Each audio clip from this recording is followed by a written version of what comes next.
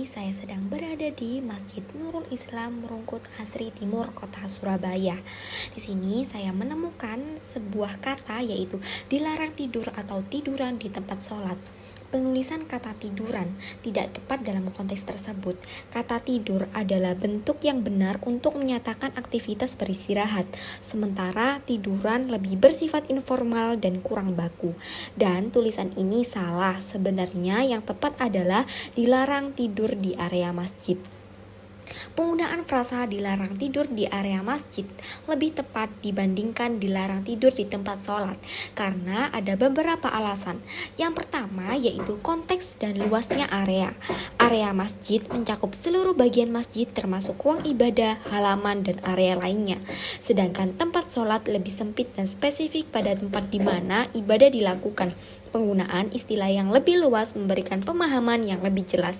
Yang kedua yaitu memperjelas tujuan.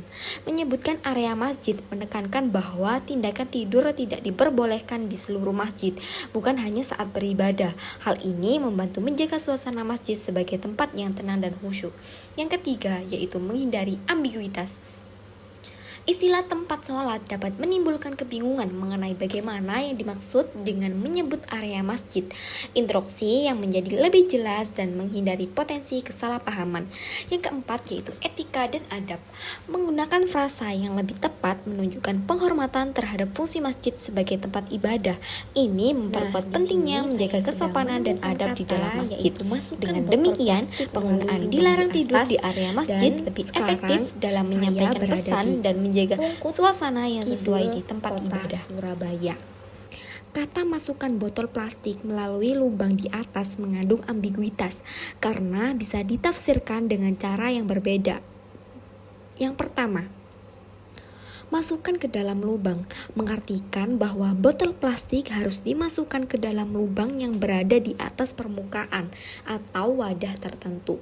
Yang kedua, masukkan dari atas mengartikan bahwa botol plastik harus dimasukkan dengan posisi botol berada di atas lubang sehingga botol jatuh atau dimasukkan ke dalam lubang dari atas.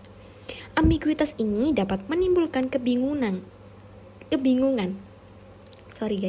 tentang cara yang benar untuk melakukan instruksi tersebut. Penjelasan yang lebih jelas atau detail tambahan akan membantu menghilangkan kebingungan ini. Nah, di sini saya sedang menemukan kalimat parkir hanya selama transaksi. Hal ini muncul karena ketidakjelasan mengenai durasi dan konteks parkir tersebut. Yang pertama, durasi parkir. Apakah parkir hanya diperbolehkan selama waktu transaksi berlangsung ataukah ada batasan waktu tertentu setelah transaksi selesai? Yang kedua, definisi transaksi. Apa yang dimaksud dengan transaksi? Apakah ini merujuk pada pembayaran, pengembalian barang, atau hal lainnya? Ketidakjelasan ini dapat menimbulkan kebingungan. Yang ketiga, kepemilikan kendaraan. Apakah pemilik kendaraan diizinkan untuk meninggalkan kendaraan setelah transaksi selesai atau harus segera meninggalkan area parkir? Yang keempat yaitu sanksi atau denda.